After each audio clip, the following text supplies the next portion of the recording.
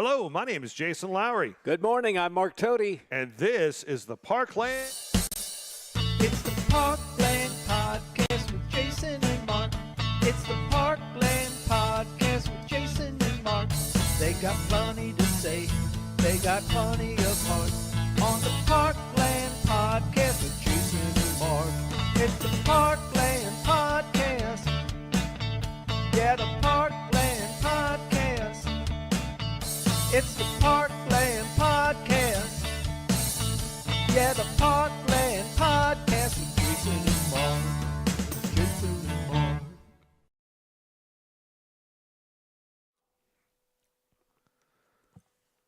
Good morning. How are you? Hey, how's it going? Episode 107 of the Cheers. Parkland Podcast is here for you today. I've been on vacation all week.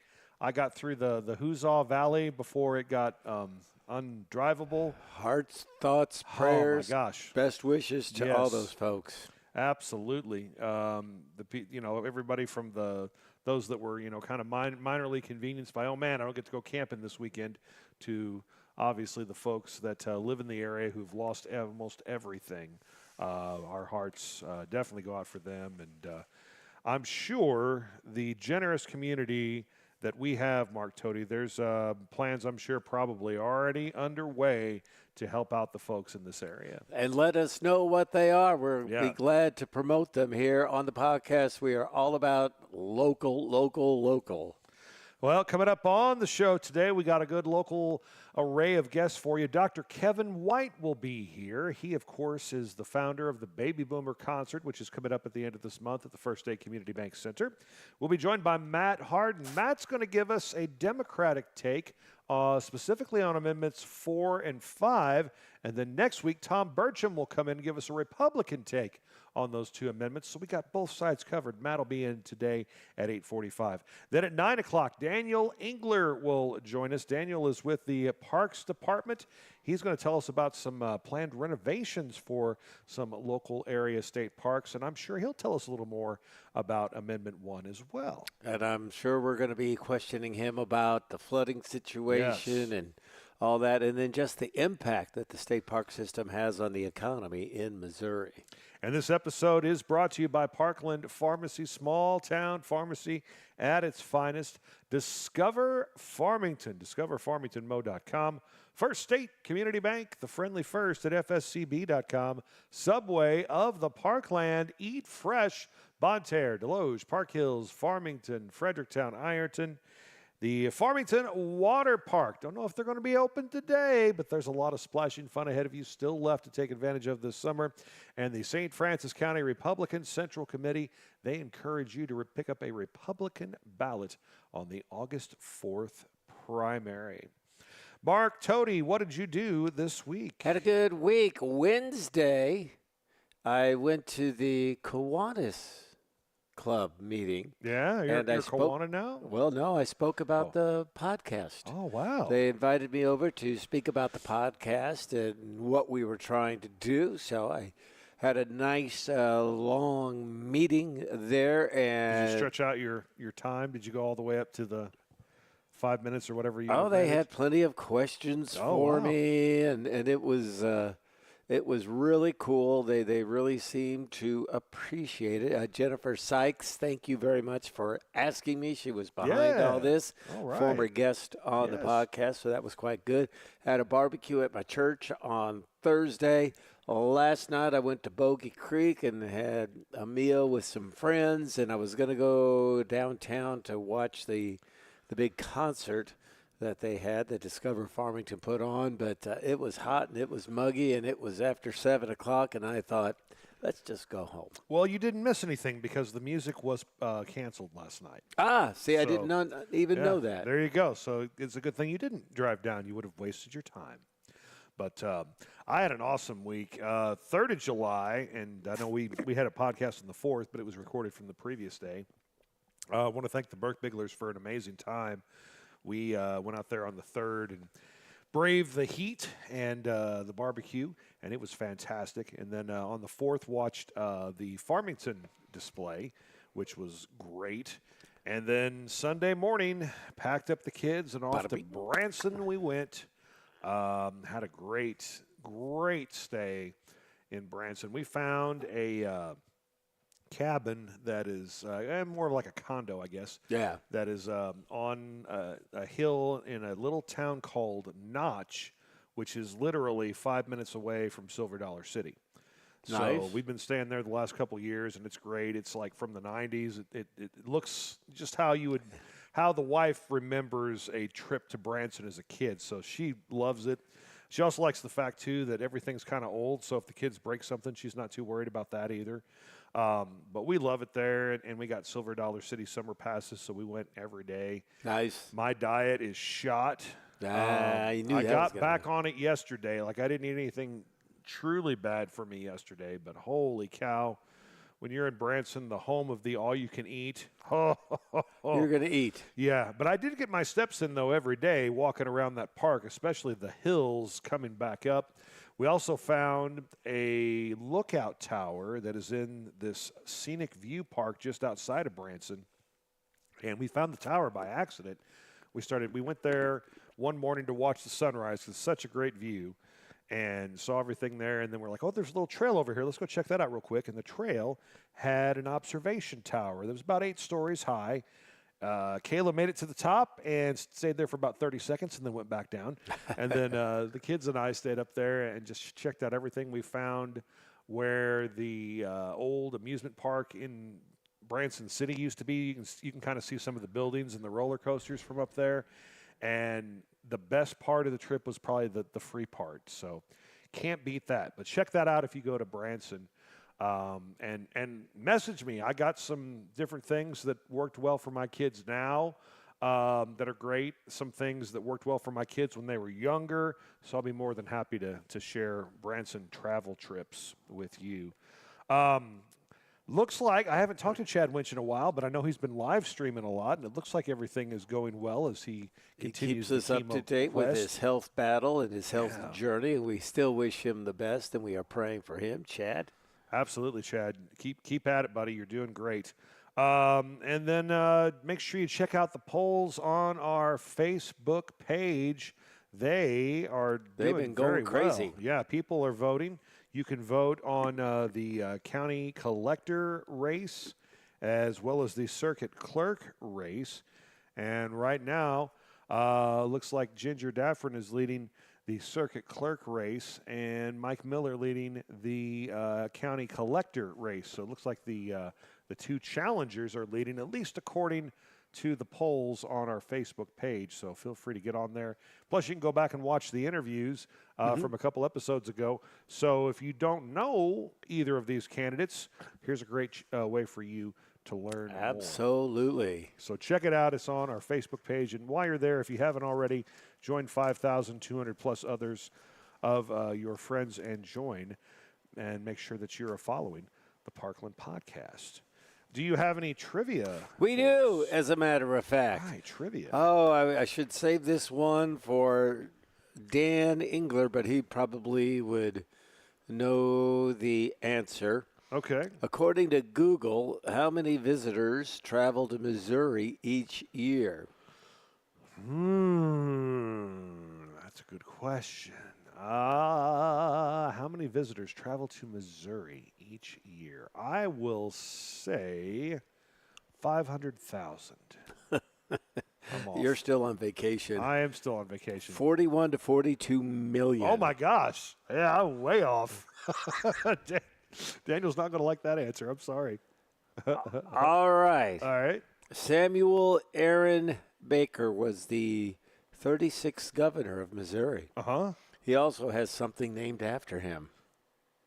Well, that would most likely be Sam A. Baker. Very right?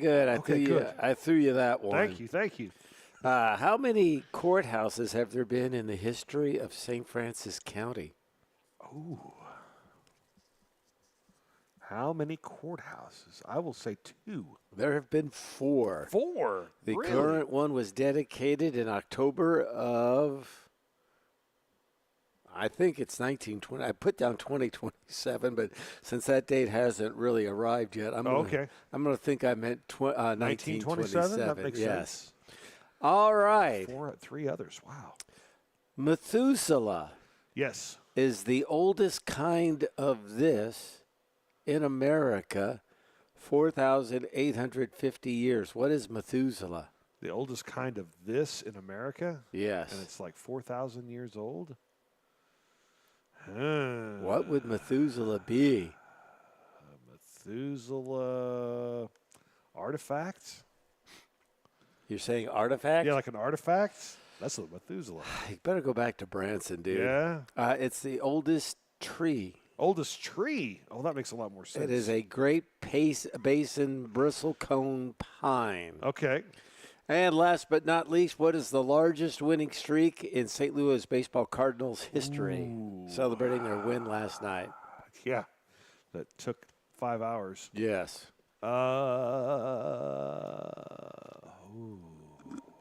Longest. Well, they had like a 17-game win streak a couple years ago. And that was not the longest, if I remember right. So I'm going to say 19.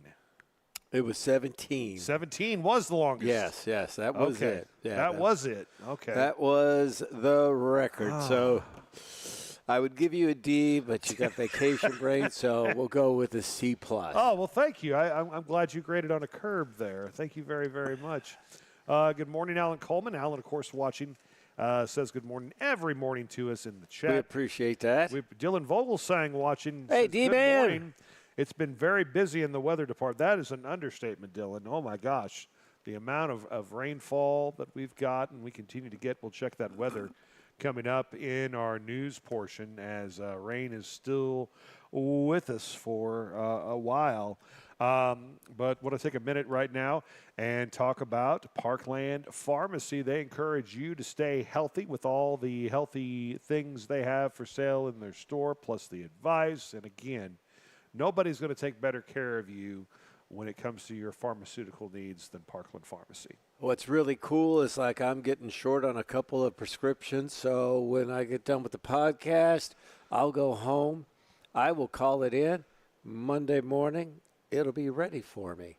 They are so good at that. You got an automated system to order your refills. It's a really cool option. I am not a big fan of like AI assistants and stuff because I normally screw it up, but this one works really well. I've used it a couple times now to refill all 20,000 of my pills, and it picks right up and takes care of it. Almost sounds kind of like Debbie Hamby, which is kind of cool too. Well, and Debbie is wonderful. Absolutely. Everybody at Parkland Pharmacy is wonderful. They are your hometown pharmacy. They got locations in Deloge, Farmington, Fredericktown, Ironton, Piedmont, and Greenville. They are Parkland Pharmacy, and they're a sponsor of the Parkland podcast. What about Subway, a place that you like to go eat fresh almost every week? Well, I don't want to brag, but I'm getting ready to download the Subway app so I can enjoy benefits there. They gave it's me worth it. The information to do it. Yep. But I have a 5-meat a 5-meat sub sandwich waiting for me when I get home today. I am so excited about that. Local Subways are fantastic. The service is amazing. And, you'll like the app. It's very easy to use. If you go on the Subway Facebook page, you'll see Jessica there. She is one of the managers at the Park Hills location, and she is a doll. So you go over there and you look at that and you hit like, and she will stop in and see her. She will treat you right. Heather, she works with her daughter now at the Farmington location. And Brianna, got to see her Friday. Those girls are just wonderful. Check out your local Subway. Subway, eat fresh. Also want to thank the St. Francis County Republican Central Committee for sponsoring this episode of the podcast. They, of course, encourage you to pick up a Republican ballot on August the 4th and vote in the August primary. We have 2 contested races county-wide that voters will decide in the primary, as well as a state representative race, which covers multiple counties. So check that all out. The sample ballots are posted at the St. Francis County Clerk's page. And again, the St. Francis County Republican Central Committee encourages you to exercise your right and get out and vote. First State Community Bank, FSCB.com. Mark, they are the official bank of the Parkland podcast, and they take such good care of us. They're great people to work with. They have every kind of financial service that you could hope for, from not just checking and savings accounts, but investment opportunities. But again, the thing that really sets them apart is their willingness to get involved in the community and to do more than their fair share of making St. Francis County an awesome place to live. And they have, I think, locations in all the major towns in St. Francis County. So, and not to mention just about everywhere else in Missouri. So First State Community Bank, highly recommended by the Parkland podcast. First State Community Bank is online at FSCB.com. Member FDIC, the official bank of the Parkland podcast. And coming up at the Farmington Water Park on July the 13th, they will have their first ever sensory night at the Farmington Water Park. That means reduced noise, smaller crowds, and a comfortable environment for those with sensory sensitivities. Admission is just $8 per person, and you must register at the Farmington Civic Center online if you want to participate in this event coming up at 6:30 on July 13th. One of many great events. Also, there's a Twilight Sip and Swim on July 17th. You might enjoy that, Mark Tody. Oh, yeah. I do more sipping than swimming, I guarantee you. Yeah. They have a really cool workout opportunity. I know we've talked about it before. Have you guys tried it yet where you walk the lazy river? No, we're going to do that next week. Man, oh, man, I'm doing that a couple times a week. It is awesome. Well, check it out, Farmington Water Park. They haven't told us yet if they're going to be open today. It'll be weather permitting, but you can always check their Facebook page or call the Civic Center. Well, they were open yesterday. Okay, well, that's a good sign then. So they probably will be open today. But again, check them out on Facebook or give them a call today. The Farmington Water Park, proud sponsor of the Parkland podcast. 8:18 on this Saturday morning. Quick break. The St. Francis County Republican Central Committee encourages you to pick up a Republican ballot in the August primary and vote for these candidates: Angie Ussery and Mike Miller for County Collector, Christina Bone and Ginger Daffron for Circuit Clerk, and Jason Green for State Representative in the 116th District. The St. Francis County Republican Committee also supports Becky Lobinger, Pat King, Todd Smith, Kent Sissom, Kevin Engler, Jay Graff, Blake Dudley, Louis Cyberlick, Alex Wade, and Kyle Smith. Make sure you pick up a Republican ballot for the August election on Tuesday, August 4th. This message is paid for by the St. Francis County Republican Committee. Kent Sissom, Treasurer.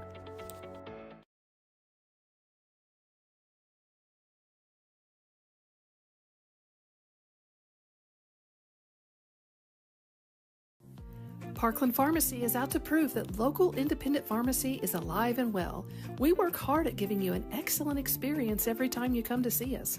We love what we do, and we would love to take care of you. There's no need to be frustrated with your health care. If you're tired of what your pharmacy is not doing for you, then stop waiting in line and come see us today. We have 6 locations across Southeast Missouri, so Google us to find the store nearest you or visit parklandrx.com. Parkland Pharmacy is a local pharmacy at its finest. Time for a check of news here on the Parkland podcast. First responders remain on alert in Iron and Reynolds counties as floodwaters continue to rise, stranding several campers and vacationers after heavy rains from the past 2 nights. Portions of Highway 21 and several other main roads remain closed due to high water. Annapolis will set a record for the highest crest of the Black River this afternoon, and Black Hawk helicopters were brought in yesterday to rescue people. The Missouri Highway Patrol says over 100 100 water rescues have been made as of this morning. 5 campers still unaccounted for. Rain remains in the forecast for this week. Reports of up to a foot of rain in some areas. The Deloge Police Department is investigating the disappearance of a child after the remains of a small child were found in a wooded area of the Stuckey Township in Illinois. The investigation under the St. Louis Metropolitan Police Department has released a timeline of events and begun an internal affairs investigation. They announced Wednesday they, along with other regional law enforcement agencies, were conducting a death investigation involving a child that led them to the remains of a small child in St. Clair County. Deloge Police says the discovery of the child's remains stemmed from an investigation into a parental kidnapping.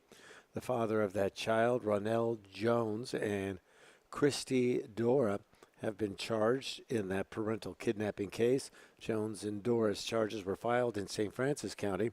The remains of the child have not yet been identified. A 2-year-old named Ronell Jones from Deloge, Missouri, was reported missing in 2024. On Friday, July 3rd, around 9 o'clock in the morning, the St. Francis County deputies responded to Iron Mountain Lake regarding a report of a dog being shot by a neighbor. During the investigation, it was reported that a female was walking her 2 dogs in a creek when the neighbor entered the creek, dragged one of the dogs onto her property, and shot the dog twice. Sadly, the dog died from its injuries. The owner also reported that the neighbor struck her in the head and attempted to hold her underwater. Deputies responded to the home of the reported suspect, Tasha Bohannon. At the conclusion of the investigation, Bohannon was arrested and charged with unlawful use of a weapon and animal abuse. State Senator Mike Henderson is excited that the governor has signed 4 of his bills into law. A critical infrastructure bill holds accountable those who try to steal copper and other materials. Along the way, they've been cutting phone and internet services. House Bill 1839, sponsored by Representative Shirley Gallick and Mike Henderson, creates provisions relating to age verification on adult websites. The Bentley and Masons Law. This bill holds drunk drivers who kill a parent or parents of children accountable by making them take some responsibility financially to help the children. And Senate Bill 1572 modifies provisions relating to the public employee retirement system. It ensures that the St. Louis Police Retirement Board will have a quorum to take care of their retirement plans. Now we turn to your local forecast, and to sum it up, it's been a little wet these days. And it's going to stay wet today. Showers and thunderstorms possible today with a high expected in the 80s. Tonight, more rain possible. But tomorrow, well, that starts off a pretty good couple of days. Sunny and 84 on Sunday, 85 on Monday. And then maybe some rain on Tuesday and Wednesday. And then back up to 90 by Thursday. Lots of rain in the area as we arrow down and take a look at our color weather radar. We see scattered showers. Most of them are moving south or north of us right now along a line of Interstate 70 near Columbia, and then further south between Cape Girardeau and Centerville, just south of Farmington. Fredericktown looking like they're getting a little bit of light rain as well. So a little bit of a break for us right there.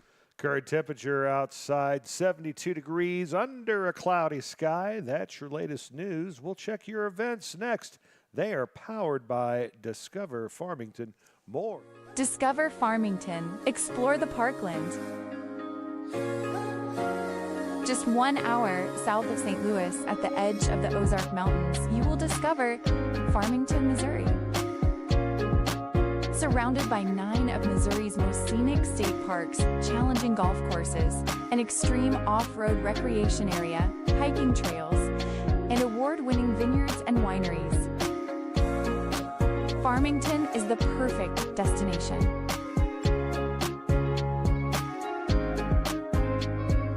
Learn more about accommodations, parks, dining, and events at discoverfarmingtonmo.com.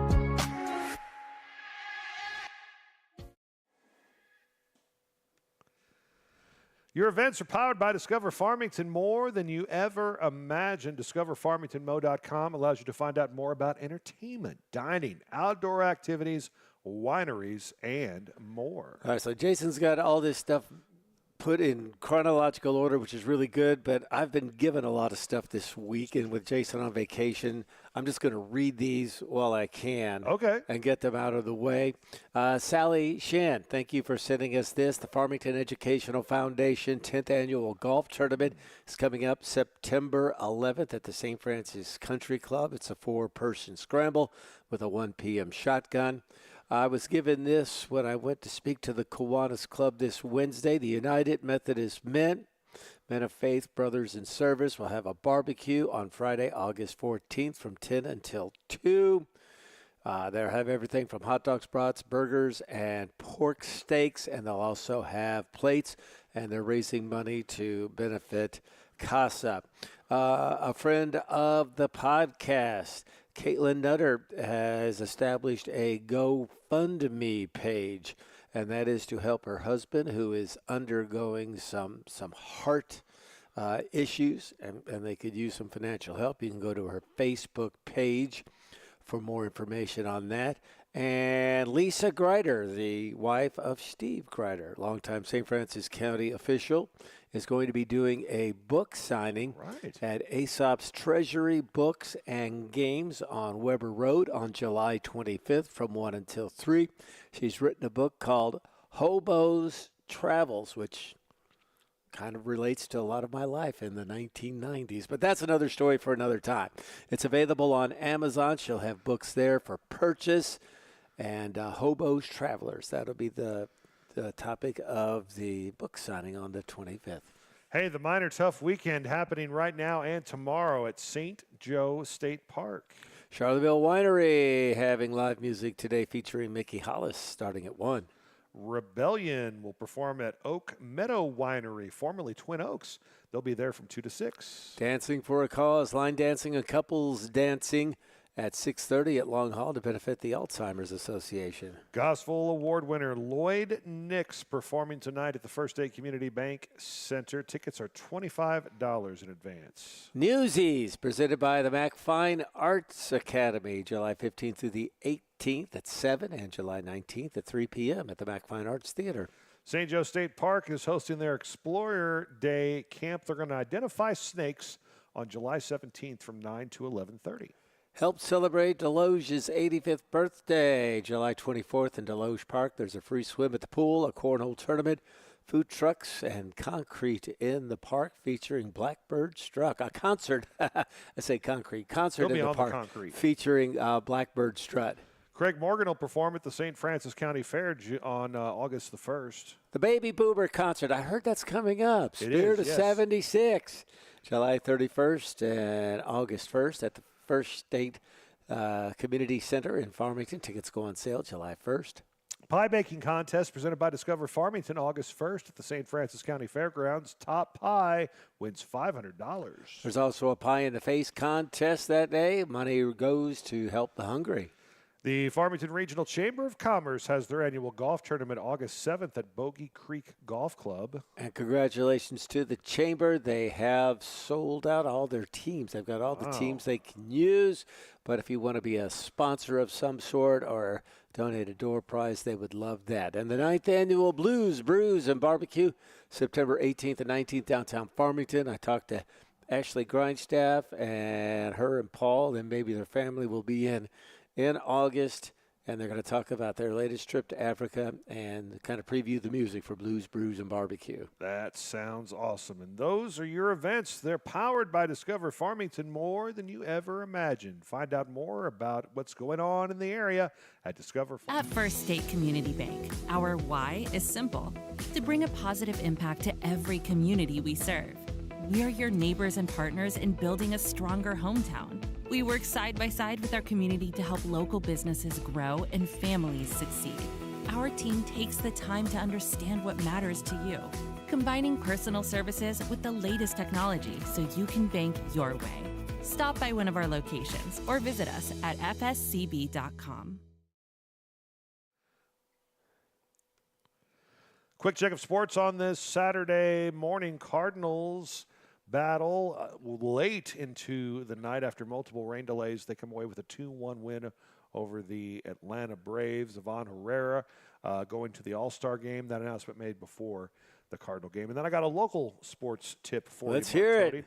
Steve McFarland, friend of the podcast, former head coach of the Potosi Trojans basketball team back in the 80s, took over the Farmington Knights in the 90s and 2000s, had a couple years at Festus before retiring, is coming back out of retirement, taking his whistle off his little plaque at the Hall of Fame, and he's going to coach the Valley R6 Lady Vikings. One of the greatest quotes ever given to me after a high school basketball game was given to me by Steve McFarland. Yeah?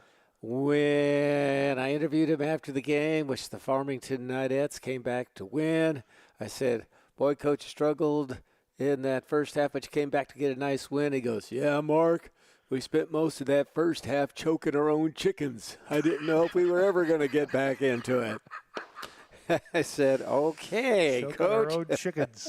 That sounds like something Steve McFarland would say. One of his players told me, I can't remember if this is Brittany Gladback.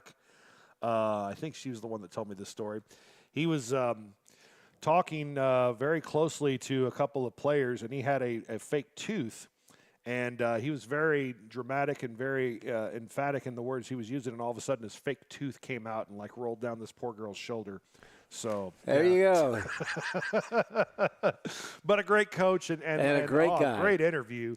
Absolutely good for Valley R6 getting a good coach there. They're getting a good one. So congratulations, Steve McFarland. And I'm sure maybe we need to have him on the podcast and he can squat down here and tell stories about us. He came to Spokes Pub and Grill one night after a game, and, there were 3 people sitting in a booth, and he was going to go join them, but all the guys were about Coach Mack's size. Oh, okay. And he came walking in there, and he looked down at that booth. Then he looked at his belly. Then he looked at the booth. He says, I believe I'll sit over here. That was great. That's classic Steve McFarland. Those are your sports here on the Parkland Podcast. Quick break. Dr. Kevin White. Baby. Hi, welcome to Subway. What can I get for you today?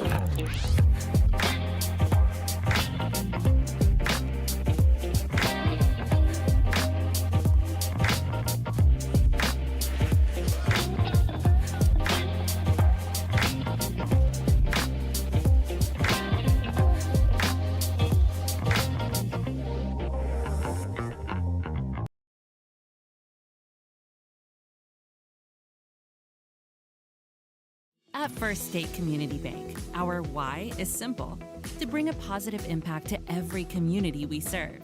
We are your neighbors and partners in building a stronger hometown. We work side by side with our community to help local businesses grow and families succeed.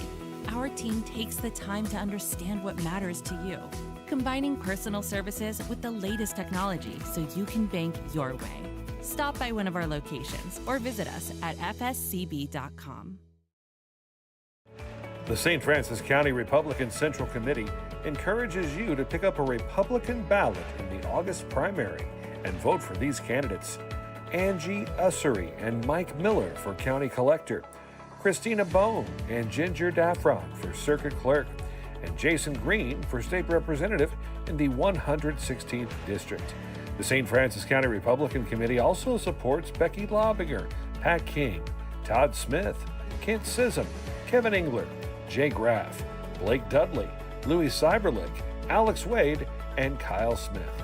Make sure you pick up a Republican ballot for the August election on Tuesday, August 4th. This message is paid for by the St. Francis County Republican Committee. Kent Sissom, Treasurer.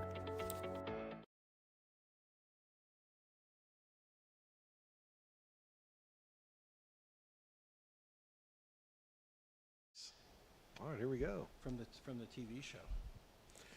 Back on the Parkland Podcast, we're joined now by the good doctor, Dr. Kevin White. Good morning, sir. How are you? Good morning. We were just Is this talking, all right? No, that's great. You sound Okay. amazing. All right. You sound fantastic. We were talking about Ransoms. When you were a kid, you used to come here. What'd you get? Well, it was a supermarket, so sometimes my mom would come here to shop, and I'd get to come with her, and then of course beg for some candy and things like that. Back in the day, good candy back then. Oh yeah, absolutely. And now there's still candy here. Lots of taffy, and of course the I'm Jelly gonna have to Belly check jelly it beans. out. Yeah, absolutely. And help yourself to the soda machine if you want to grab yourself a soda or whatever. Oh, I mean, yeah, we're going to fatten you up today. I'm already That's trying to stay away from right. that. Yeah, absolutely. So the annual Baby Boomer concert is coming back. Yep. It's going to be July 31st and August 1st at the First State Community Bank Center. Tell us about this year's big theme. Well, since this year was the semiquincentennial, the word I learned. Semiquincentennial. Semiquincentennial. Okay. 250th anniversary, which they made a big deal out a few days before it happened. Right? Yeah. It's like, crap, it's here. We better do this. And I can remember as a kid the bicentennial, it was played up for months and months and was just huge. So since our music, we have two themes every year. One is a standard theme. It has to appear from the baby boomer era, which is 1955 through 1984, that 30-year period. And then we have the where we get to do something different each year. And so we thought, well, let's just go back to the bicentennial, 1976, and take music from there. And I'm glad we did. What a great idea, because it is some iconic songs and great diversity as always. So. Yeah, And the vocalists did a great job at picking the tunes. It was very diverse in their styles of music. So how do you go about pick the tunes? Does everybody get their chance to put their input into it? The vocalists do. The vocalists do it, okay. Yeah, the instrumentalists have to just sit there, but I get to they're request the minions. instrumental, maybe. Now, see, the instrumentalists get to be out there more on stage. That's true. Way more, but, you get all the fame for being a vocalist. So I sent them every song possible from 1976, and then off of other lists from like Britain, and then specialty things like country, rhythm and blues, every type of all the songs.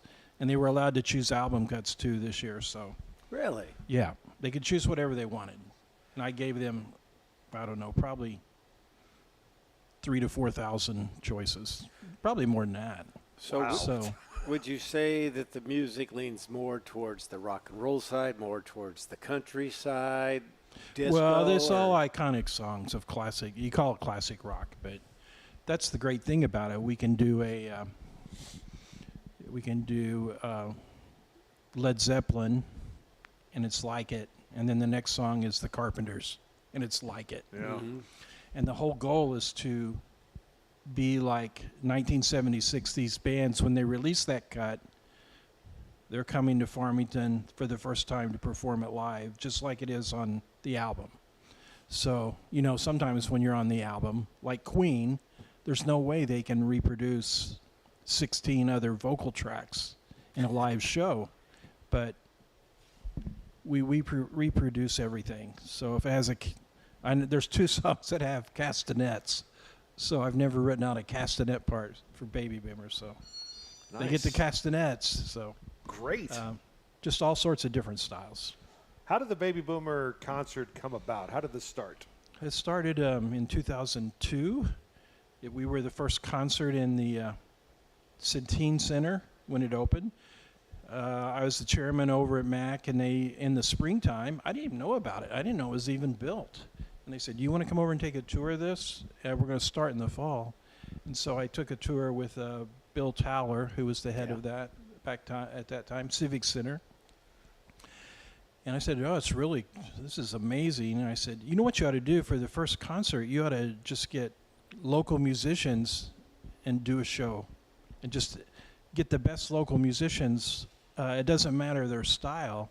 And we can mix them all together and do something. So he thought that was a good idea, so started working on it. And I thought the music of Chicago would be great because they have horns, they have 3 lead vocalists of different ranges, they have great background, and their music is very diverse. So that's what we did, and thought we were done with it. And it was just one night. And he goes, and then a bunch of people started calling and say, I heard about this concert. Can you do it again? And and they called me, can we do it again? No, some people are out of state and everything. So I said, no. Would you do it again next year at the same time? Yeah. And it went from there. And then it went to 2 shows, and then it went to 3 shows. So that's what we're at, 3 shows. Friday night, the first time we've ever been in July. We did that because some of our musicians, it just happened to work out weird with the St. Genevieve. With Jordan Fett? Yeah. They're on a certain time, we're on a certain time, and we didn't want to take away from them. So it's July 31st at 7, and Saturday afternoon, which has become a big hit, the matinee at 1. You get the full show, and then Saturday night is the Crazy People, and really fun. 7 Jason o'clock. says that's his favorite show is the Saturday night one. What's Yeah, your that's fun. favorite of the 3? Or do you have it? Probably the Saturday night. Yeah. Yeah, because it's just, the people are usually a little bit more. They know it's their last time. They want to doing it. play, well, they want to, they're into it. So. They've tailgated before, most likely. But I like the Saturday night performance because I've had a chance to try out all the jokes a couple of times. I feel like I'm giving my best presentation. Well, that's different this year. Last year I've discovered the formula after 20, however many years of that. So I got the formula now on how to do that. So I had to rewrite the whole show Friday night. Yeah, you didn't after sleep. Thursday night rehearsal. I went from Thursday, all day Thursday, till Sunday, and I slept 2 hours Sunday morning, early Sunday morning. But they weren't in a row. Yeah. One was Friday night and one was Saturday. Now, along with the music, of course, one of my favorite parts are the pictures and the little stories that go with it. Yeah. Where do you get now all we those got pictures? that. Oh, hunt them all down. And this year's going to be great because it's all about 76. So we're hitting everything from like the new toy that came out that year, Stretch Armstrong. All right. So I've discovered that Stretch Armstrong, the main thing is to buy him and then torture him. Right. And put him through all these experiments. So we'll be showing some clips of that. And it's horrifying, really, to look at it. But, I can Evel Knievel was big. Yeah. That was his last year, so we got some Evel Knievel stuff. But they're real quick, Well, I can vouch for you guys because I was walking by the Civic Center when tickets went on sale, and it catches me by surprise every year that I do this. But I was like, what's all those people doing outside the Civic Center? Oh, baby This year? boomer tickets. This yes. year? Okay, I missed it. Yes, there were at least 15 to 20 people waiting for tickets. Yeah, I was going to go up there, but I was. I went there was to riding. work out, and I felt like a caged animal because all these people are, oh, Jason Lowry, he's a big boomer concert. So then I was like, oh, well, yeah, this is the ticket day. It is July 1st. But people get real excited about it, and talking to the people at the Civic Center, it seems like ticket sales have gone very well this year. Oh, that's good. Yes. That's good. We have a new person there, so we're breaking her in, Amber, and so I think she's having fun with it, though. I think so, too. So- We'll see how she does after the matinee. Can you give us a few hints? I of can some give of the you songs? artists. I don't give songs, but I could give a few songs. But that year, you remember the iconic Boston album came out the first time with the flying saucer on it. Yes. Yes. Well, Every we're song doing- was we're up- fantastic. I know. And we're not doing the one you think we're doing. We're not doing More Than a Feeling, which is incredible, but we've done that one before. But we're doing the introduction, Foreplay. Yeah. We're doing that whole thing with the organ. Wow. And then into Long Time, the whole thing. That's going to open the show. Wow. And then we go from Glenn Campbell, Barry Manilow, Carpenters, Rose Royce. You probably guessed that one. Fleetwood Mac, Eagles, Bellamy Brothers, ABBA, Barbra Streisand, Stevie Wonder, Kenny Loggins, England Dan, John Ford Coley, Casey and the Sunshine Band. That's Miss Camille Nations is leading that one. Elvin Bishop, Bob Seger is going to be cool. Earth, Wind, and Fire, Asleep at the Wheel. We've never featured them. A great country swing Wow. group, Lou Rawls, that's a good tune. St. Louis's own. You Lou probably know Rawls. it. Vicky Sue Robinson, I'm working on right now, right before I came here. Hall and Oates, Hart, I said the Eagles, Billy Joel, Paul Anka, Queen. That's some of them. Who is going to do the Queen? Because that's our guy's encore. voice. Oh, wow. I'll go ahead and tell you what it is. It's going to be Bohemian Rhapsody. No way. Like with the full choir. Yeah. Full choir, and it's taken a while to write out. Yeah. Who's going to do the falsetto voice? Well, we usually switch the featured vocals off to just a few lines, but we have some high singers, and of course females can take it too. So Wow. but to have all, I've pulled it apart, and there's so many harmonies going on. It's not fun to write out. But, I bet. I got to get it out so they can practice it. But. Magnifico, oh, oh, oh. Yeah. Mamma mia, mamma And it's mia. Now you got long. me going. Yeah, That is a long That's one. a 9 or 10 minute song, yeah. it's not that long, but So one practice Thursday night, yep. and that's all of these talented Yeah. vocalists and musicians have to figure this out. Yes, we get 50 musicians. We're allowed 50 musicians, and it's about, it's just roughly split instrumentalists and vocalists. And then I write the music out. That's my talent, is to being able to write it out exactly as it was written on everything, and that takes a long time. So I'm on the 24th one right now out of 30. So and I'm trying to get done by next Thursday. I don't know if that's possible, but I try to write it out exactly like that, and then we mix and match the musicians on every single song. And you can have, bar musicians mixed with church musicians and so on and so forth. We have quite a few coming from Orlando and Dallas and Nashville and Kentucky, Illinois. People, they have to have some local connection. Either they grew up here and moved away, or they're here now. And there's instrumentalists, vocalists, and, Other than moving them in and out on every song, but they're really good about it. That's where we do the little comedy bits with Jason and Dr. Gilgore. Other than yourself, obviously, has there been anybody that hasn't missed performing a show yet? Yes. Quite a few? It's dwindling.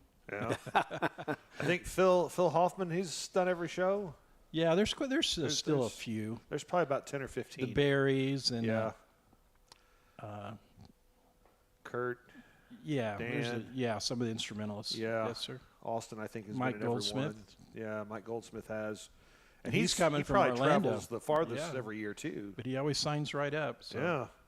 Always comes back and plans his year around it. He also, I believe, used to do sports play-by-play for the radio station. He did, yes. He was a football Who? play-by-play guy, Mr. Michael Goldsmith. Goldsmith, yeah. Oh, that's right. Yeah. Man of many talents. Yeah. He is. He can do anything, just about. What are the odds of getting tickets that day? Or would you Well, highly you can still recommend? you can get them up till the time of the performance. Well, hopefully we sell out, and we do sell out. Ever since COVID, we're not up like how we used to be, where it sold out immediately. But the reports are good for this year. So going to 3 shows, a lot of people love the matinee because they get the full show, and of course have to stay up older late. folks, they can get in there and they're not out late. They can go eat lunch, watch the show, Yeah. and then go eat dinner after the show. But once we hit it on Thursday night, it's pretty much baby boomer until early Sunday morning. Yeah, very good. How do we get our tickets? You can call 756-0900. That's 573-756-0900. That's the Civic Center. You can go into the Civic Center and look at the chart and pick out your exact seats you want, or you can get them at the door before the show. Good. So those 3 things. Very good. Doctor, thank you for your Hey, time. sir. We'll let you get back to transcribing. Yeah. I'm on a conga part for Turn the Beat Around. Oh, man. Hope you Try turn to that go beat through the all rest that way. stuff to find it. Dr. Kevin White, Baby Boomer Concert, coming to the First State Community Bank Center July 31st, August 1st for 2 shows, a matinee at 1. The evening shows are both at 7 o'clock, and he's been our guest here right now. Parkland Pharmacy is out to prove that local independent pharmacy is alive and well. We work hard at giving you an excellent experience every time you come to see us. We love what we do, and we would love to take care of you. There's no need to be frustrated with your health care. If you're tired of what your pharmacy is not doing for you, then stop waiting in line and come see us today. We have 6 locations across Southeast Missouri, so Google us to find the store nearest you or visit parklandrx.com. Parkland Pharmacy is a local pharmacy at its finest. Discover Farmington. Explore the Parkland. Just 1 hour south of St. Louis at the edge of the Ozark Mountains, you will discover Farmington, Missouri. Surrounded by 9 of Missouri's most scenic state parks, challenging golf courses, an extreme off-road recreation area, hiking trails, and award-winning vineyards and wineries. Farmington is the perfect destination.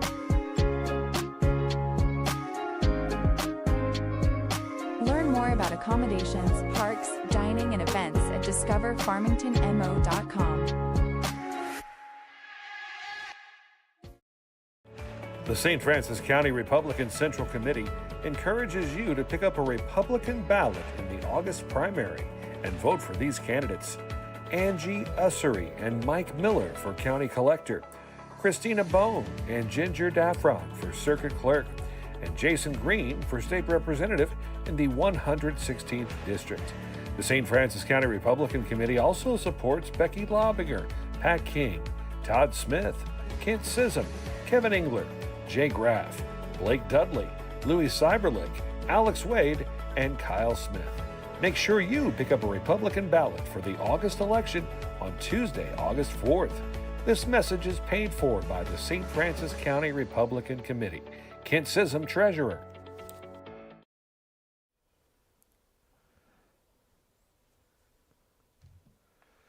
Back on the Parkland podcast as we continue to get you ready for the August 4th election, and something that the voters of Missouri will be deciding on are 4 different amendments that are going to be on the ballot, and folks all throughout the state will cast their vote as to how they feel these amendments should go. So what we want to do for the next couple of episodes is we want to give you the pros and the cons of each one of the amendments. And we were offered by organizations with the state of Missouri to send in folks to Deloge, to the podcast, to talk about these issues, but we said, no, we want local folks in here. We want people that we know and can trust to tell us about these issues. So next week, we're going to have Tom Burcham in here, and he's going to talk about the amendments from, more of a conservative point of view. Today, we're going to hear from more of a Democratic point of view, and we've asked Matt Hardin to come in and talk to us this morning. Good morning, Matt. How are you? Good. How are you guys? Very, very good. Matt, tell us a little bit about yourself. You're not a politician. I don't believe you've ever held office, but you're definitely someone who pays a lot of attention to politics. Well, that's been a recent event. We passed paid sick leave not too long ago, and I got curious about it, and I thought it was a good thing. I mean, people go to work, and they have days they don't feel good, and I personally probably call out once every other year, just because that's what my father taught me. You just get up and go to work whether you like it or not, and then sometimes you need to stay home. Sometimes your coworkers appreciate that because a lot of people don't want to get sick either. Just keeps things flowing. It seemed like a thing. And when I was younger, paychecks were a little tighter. Things went that way, and you got up and went anyhow because you didn't have a choice in the matter. And I thought, well, this sounds like a great thing. Why wouldn't we want that? And then they overturned it. And when that happened, I had to start asking questions because I like to know why, right? We're big into why do things happen? Why would this not be a good thing? And then I started making phone calls and emails, and I don't want to get into that story because it's kind of long. You can contact me later if you want to go through that. Right. But the long story short is I started asking those questions, and I did not like the answers I received. I hate to say lies because things aren't lies. It was a lot of omissions of parts of things that weren't there or that were in the law that just weren't being brought to attention. And after that, I was like, man, that just doesn't seem right. I started digging a little more. I started looking around. I started looking at a lot of stuff. And the more I looked, the more I found, the more I was like, none of this is right. This isn't what Mr. Pasternak taught me in civics class in, middle school. This isn't working out that way. So then that led to going down the road, and then we got to the amendments, and then now that I'm here, I don't really like the word Democrat so much on the way of it, because the way I see it, a lot of people like their politics coded, right? Whether it's before it's Democrat, Republican. Right. I like to call it flavored Kool-Aid, right? Whether it's red or blue, right? And I don't want mine flavored. I just want... You just want the information. Yes, and that's what I'm after, which is why I'm here today. Very good. Well, let's start from the top. I know we're going to save a majority of the conversation for 4 or 5, because I think those two are there's a lot more going on with those amendments. But first off, Amendment 1 that'll be on the ballot. I believe that's the one dealing with parks. Yeah, soil conservation, right? I got to be honest with you. I see the word conservation, and I probably do what most people do with politics, and I sort of check out. I'm like, that's a good thing. Why would I not want to give an existing tax that's already there? It's not adding any money, extra money to it, right? It's just moving it back along. And Conservation Department does a lot of good things in this state. I mean, I know people are mad to some extent about hogs and what is it, CWD, right? That's a big deal, but I don't believe this pertains to that. And even if that's the case, we need to keep our parks running anyhow. We're blessed with some great parks in the area, and we're going to talk about that with our next guest.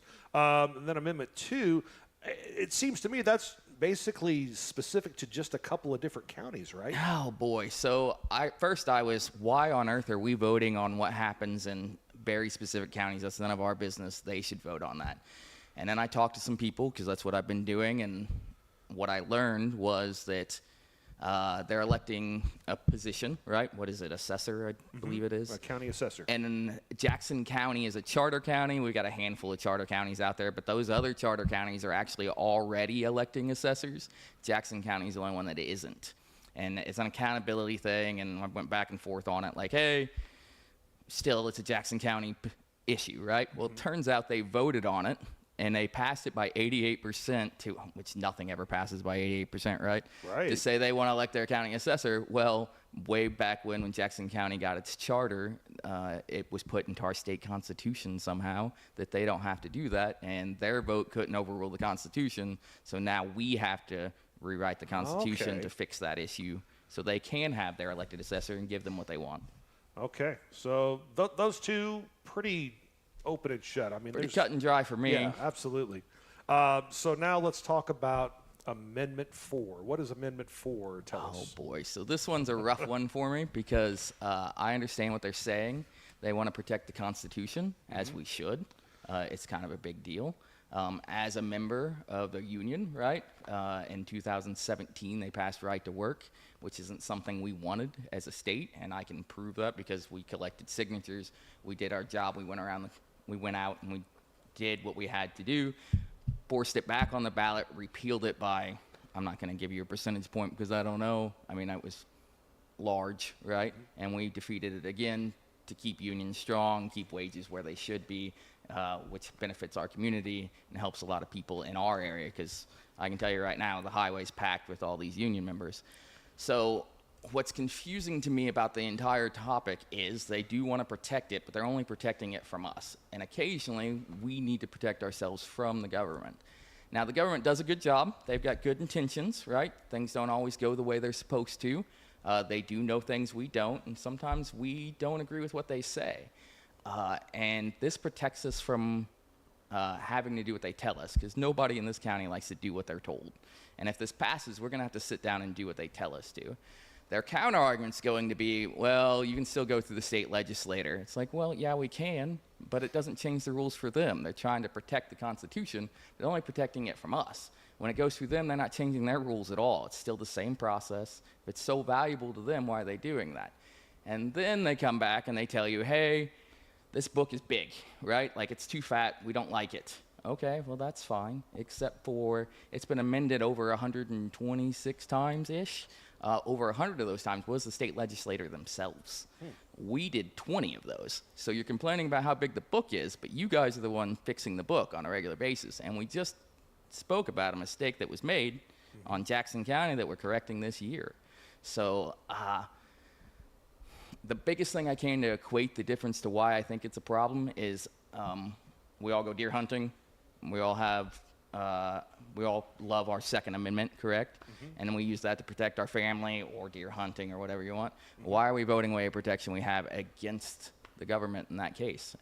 And then, once again, I'm sorry, I left out the part where the other argument they have is about dark money.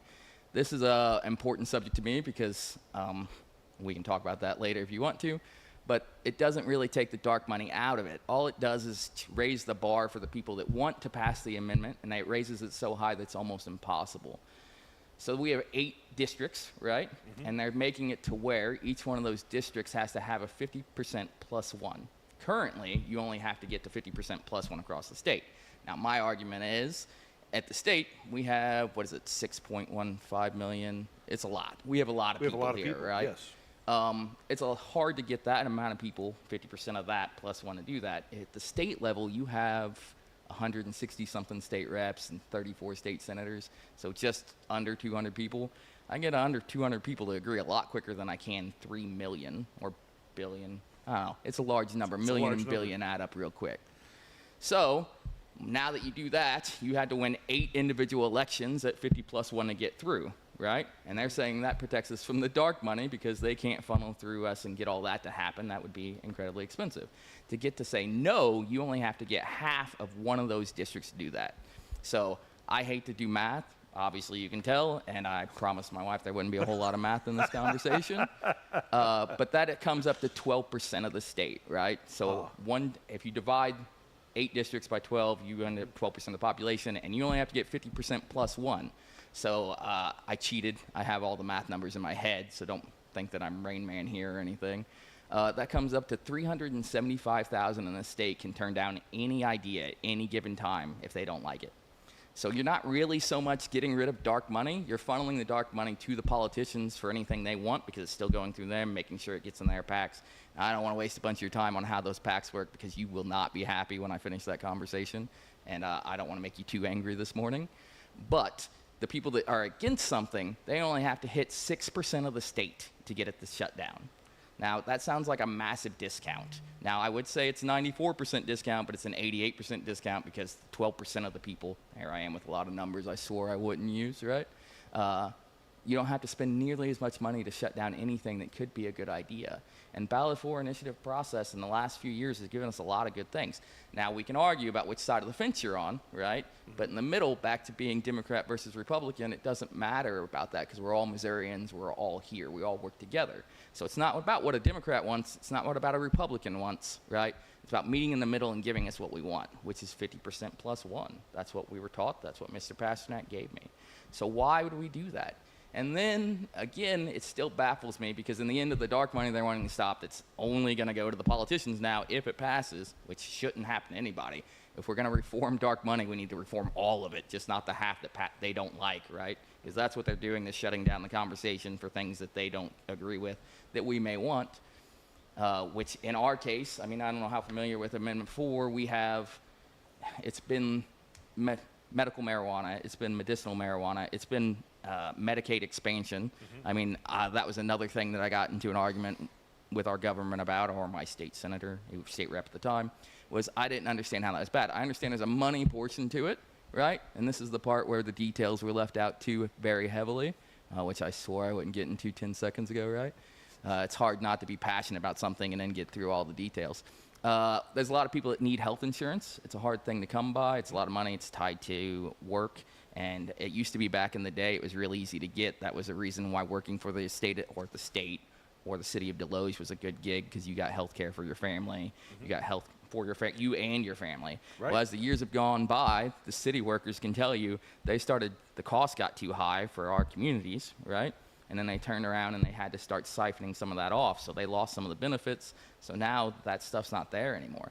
Medicaid expansion gave that to people who couldn't afford it, right? So how is it not a good thing? Could we not afford it? Could we afford it? Federal government was kicking in some dollars. We got into an argument, whether it was Democrat or Republican. We didn't like the Democrat that was trying to give the Medicaid expansion, so we fought it because we're Republican instead of helping Missourians like we're supposed to. And when I asked him about it, he was like, well, you guys didn't know what you were voting for. If you would have known, you never would have voted for it. Well, hey, guys, we voted for it. It's not about the intention of what we did. We gave you the answer of what we want, and now we're not getting it, which is another reason why we have to have it to protect, or the Amendment 4, to protect ourselves from the government, because they do things like that. They've repealed a handful of things throughout the last couple of years that we've voted for, which would be paid sick leave, right? That's the greatest big one. Medicaid expansion was a big one. And there's a handful of others that I don't have committed to memory at this point in time. Like minimum wage was part of that? Yes, they let that one slide through, but that's the thing where you got to do so much that they can only stop parts of it to get all the good things. And that's okay, because in the middle, we have to figure out where it works, right? We got to decide between, maybe we can't afford all of it. What can we afford? What can you do for me? The answer's not no, come back next time. And the answer's not no, we're going to shut you out completely. In the end, if they did what we asked them to, we wouldn't, in a perfect world, we wouldn't need the ballot initiative process to do anything, because our elected officials would do what we asked them to do to start with, right? So in the end, there's a disconnect, right? We elect officials that we don't that we like, right? That we want to work for us, that have a good campaign and sell us on what they're going to do. And then the things don't get done that we want. So then we go to the ballot initiative process and we say, hey, man, why aren't we getting this? Why aren't you doing it? This is what we want, right? And then we pass it, and they go back and they fight it, and they go, well, dark money is the one that told you to do that. No, we voted on it as people. Dark money may have helped us see it, may have got us to the point to where it's out there where we read it, right? But in the end, we voted on it, the same people that elect them. So isn't that a different message? Like, the answer to the problem isn't to kill it, to remove it altogether so you don't have to listen to us anymore. If you listened in the first place, we wouldn't be here using the ballot initiative process. Right. Real quickly, as we're a little over time, but I definitely want to get to your thoughts on Amendment 5. Oh, boy. I hate the fact that we're over time. I know. So I have to change this up a little bit. I'm going to go real quick. Okay. I promised a lot of people I wouldn't talk too fast. I am talking fast. I realize this. You made a lot of promises before this interview, didn't you? Well, yeah, I did, unfortunately. And before I run out of time, I got to keep one to my kid, because he really wanted me to say the phrase "ooga booga," and I need all the cool points I can get out of him. Right? So I treat Amendment 5. God, please come see me on Facebook. Please ask questions so I can get through this in great detail, because Amendment 5 is a giant ordeal. I equate this one a lot like healthcare, right? And now that we're circling back, I was treating it, taxes are like medicine, right? Like, medicine is a necessary evil. We need it sometimes. When you're younger, you definitely don't want it. As you get older, you see the things that it benefits and stuff like that. But also, you also know the less medicine you're on, the better off you are, right? So you're trying to wean yourself off. Well, the way I see it, the legislators are the people that are in charge. They're essentially our doctors, right? And they're telling us, hey, here's this pill. It's going to fix your problem. If we take over to the sales tax, right, we're going to be in better shape than we are with an income tax. Now, the problem is, when we ask about the side effects are sometimes bigger or worse than what the medicine does for us, right? Right. And the side effects are what they're not showing us, right? There's nothing in the fine print. In the 90s growing up, we were taught always check the fine print, because that's where they're going to get you. That's where the details are hidden. That's where the problem is. In this bill, there's no fine print. They're telling you what they're going to do, what they think they're going to do, how they're going to accomplish it. But in the end, they're not telling you what they're taxing. My grandma Canterbury is 90 years old, right? My grandpa died before I was born. She raised 10 kids, right? She did the best she could. She had a job. She worked. You have to, right? She did all the things you're supposed to do. But therefore, where's the retirement? So she's living off of Social Security, right? Now, they're not taxing Social Security to the state of Missouri. Our government did a great thing there, right? Why would you do that? But now, because she only has $22,000 a year, because that's what you're getting off of at 90 years old, because that was the card she was dealt, we're going to turn around and raise the sales tax on there and make it to where she loses more of her income. And then on top of that, I know what they're saying. They're telling you the argument is, well, we're going to tax things that they're essentially a sin tax. They're telling you that the advertisements that are out there say we're going to tax video gambling. Well, that should be illegal, because I'm tired of seeing those in my gas stations and grocery stores. That's just getting wild. But if they do make them legal, we tax them. That's what the majority decides. We'll live with it. They're going to tax online gambling, sports betting, right? And they're going to tax, I'm losing the last one. Oh, adult entertainment, right? online adult websites. I was trying not to say that online Right. or on air, right? So when they do that, that's great. Tax the hell out of it. I'm okay. Sorry, Mom. I didn't mean to say hell. You can tax that all day long. That's fine. It's great. But in the end, the bill says it taxes all goods and services. When it taxes all goods and services, that doesn't say it's going to tax those three things. In the beginning, the plan that they don't have yet that they're going to reveal after we agree to this is to reveal that. Okay, cool. Why can't I see the plan first? We've had trigger laws in the past, right? Where it's, hey, if we pass this, if this happens, then this happens, right? So show me the plan of what you're going to tax and put it in writing so it doesn't turn into healthcare. And they're telling me all the math and the fear-mongering the Democrats are doing. There we go with party labels again. That's not fear-mongering because you're not giving me the plan to tell you what it is. You're not even letting me look at it. You're saying, trust me. And it's very hard to trust a group of politicians, and I equate that to, you know, you shouldn't trust a fart, right? So when you go through that part of the conversation, that leads to their pledges telling you they're not going to do it. Well, we have election problems, right? They may not win their election. They may term out. They may not even be there. And again, the pledge might be toilet paper because it's not in the fine print. It's not there for me to say, hey, you have to do this because it's the law. And then again, with the trust issue is, I've been listening to my dad say this for years, and until I hit 40, I didn't really care what he was saying. But it was like, what happened to the lottery money, right? Our parents were promised that the lottery money was going to fund our schools. Schools are going to be flush with cash. Things are going to be great. Well, what happened? The lottery money stayed. It funds the schools. They held their promise, but all the other funding that went to the school started going elsewhere. And I get it. Things are hard.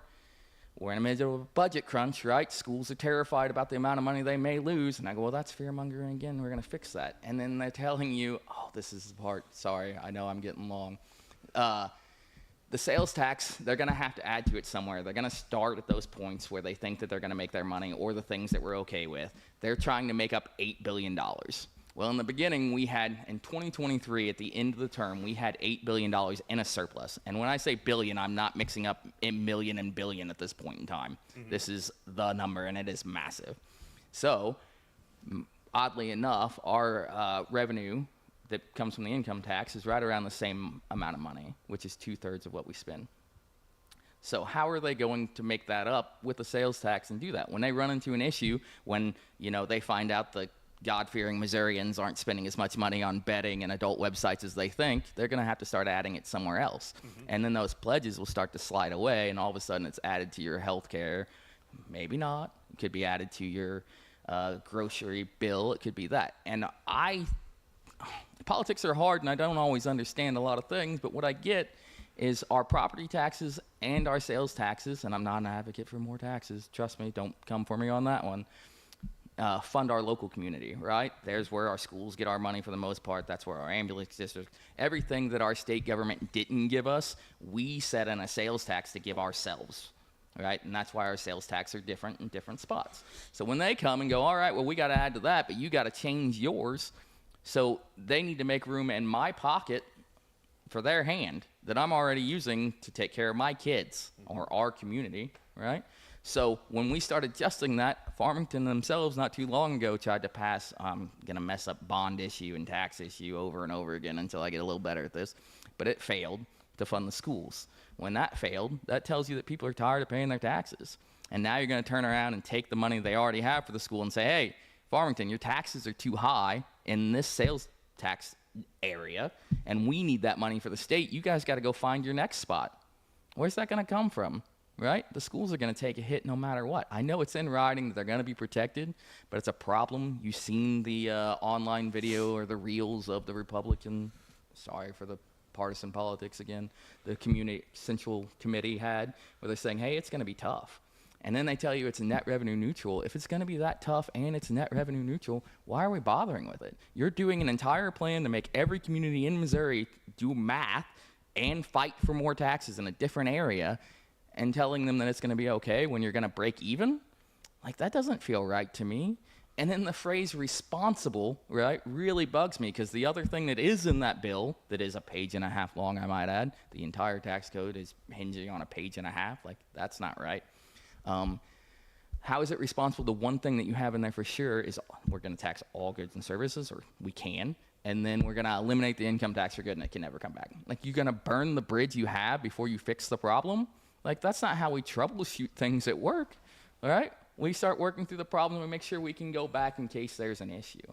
It happens all the time. So I guess in summary, you are for 1 and 2 Yes. against 4 and 5. Yes. Very good. Appreciate your time. And if people have more questions, if they want to dig deeper into this rabbit hole, how do they get in touch with you? I am not hard to find. I'm Matt Hardin. I mean, I live here, been here, from here, just like all of us, right? Regardless of party affiliation, I'm still going to be here. So reach out to me on Facebook. That's the easiest spot to find me. And, between coaching wrestling and soccer and being in Bonne Terre, my phone number is not hard to find. I'm not going to give it out on air for everybody. But we could probably Google it and find it. Yeah, it probably is that simple these days. Matt, appreciate you coming in, buddy. Thanks, I could tell you could go on and on and on I about these know, and topics I for don't want to long be a time. rant. I really don't. But there's so much information out there, and I've talked to so many people, and I've talked to different state reps. I've talked to people in the positions that take care of it, and they're supposed to figure it out and work through all the things, and I keep coming back to my answers no. I didn't go into this with a closed mind saying, hey, somebody put a Democrat next to my name, so that's what I am. That's not the case. I went into the mind of, hey, this could be good. This could be great. And I want to talk to the people that are doing it, and I want to see what they think. And they keep defending it, and that's great. They should, because they're trying to implement it. But it doesn't seem good for us. Very good. Matt, appreciate your time. Thank you.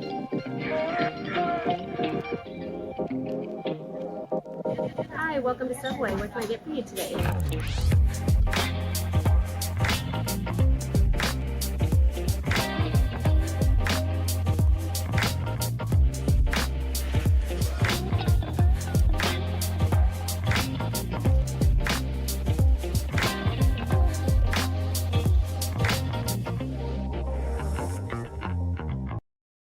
At First State Community Bank, our why is simple: to bring a positive impact to every community we serve.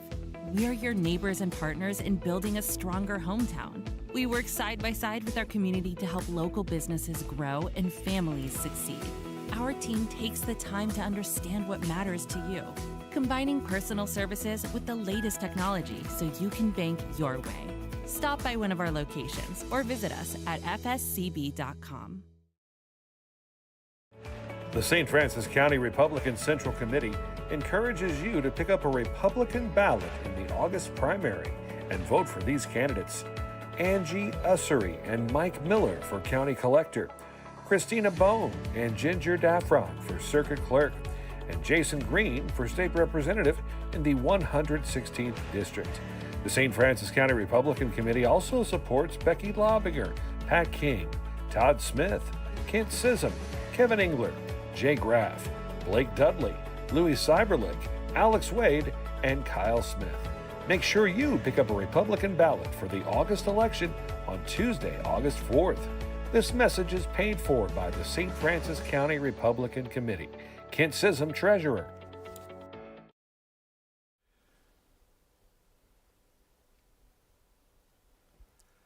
Back on the Parkland podcast, and another second-time interview happening for us now. We have Daniel Engler from the Missouri State Parks Department. You were the chief planner? Yeah, planning section chief. Glad Planning to be section back. Chief. We had all this cool stuff that we wanted to talk about, and we will talk about concerning proposed improvements to St. Joe State Park and the economic impact of the state park system. But we got to talk about the flooding in southeast Missouri and state parks. I'm sure that is something you're keeping a close watch on. Oh, last night. It was the #1 story on the Daily Mail, so even the UK is picking it up right now. It's a terrible situation. I've been on the horn with my people back in the central office, and they told me that we were able to get all of our campers out safely.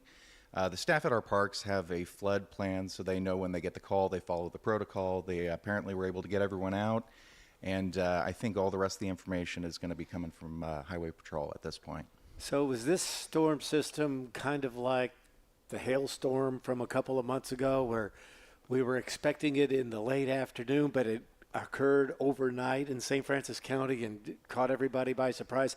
Did you know that we were going to get gosh, I've heard reports of up to a foot of rain in some areas. Did you know this was coming in, or were you caught by surprise, or what? I haven't been following it until it occurred last, I think, Thursday or early Friday morning. I woke up and saw it on the news and everything, and it's not my particular purview, but I immediately, called my people and said, hey, what's our approach to this, because I know I'm going to get asked questions about it and everything. But sure. I drove down yesterday, and I was just taking pictures of the Huzzah, which was just, I've never seen it like that in my entire life. It was unbelievable. I was sending pictures back to my wife last night, and it's a terrible situation. We've got a lot of work ahead of us, I think, in the future, but right now the most important thing is making sure everyone's safe. People. Yep. Right, absolutely.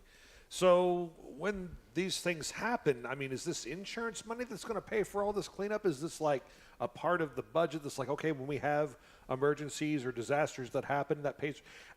I've always wondered, when a big event like that happens and there's so much cleanup, how is that taken care of financially?